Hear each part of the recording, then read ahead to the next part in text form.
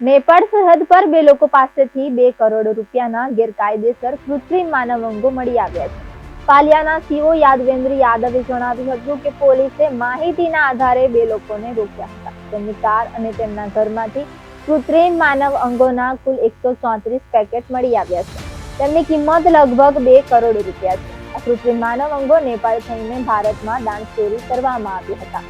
ગેરકાયદેસર દાણચોરીના સંદર્ભમાં કેસ નોંધાવવામાં આવ્યો છે. ઓપરેશન કવચ હેઠળ પોલીસે ખેરીમાં ભારત નેપાળ સરહદ પર આવેલા સોદા ગામમાંથી 20,100 પ્લાસ્ટિક કૃત્રિમ માનવ અંગો જપ્ત કર્યા છે.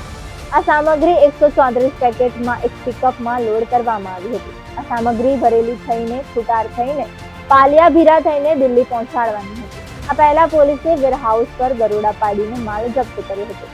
પોલીસ પાસે હજી સુધી કોઈ માહિતી નથી કે આ સામગ્રી દિલ્હીમાં કોને પહોંચાડવાની હતી.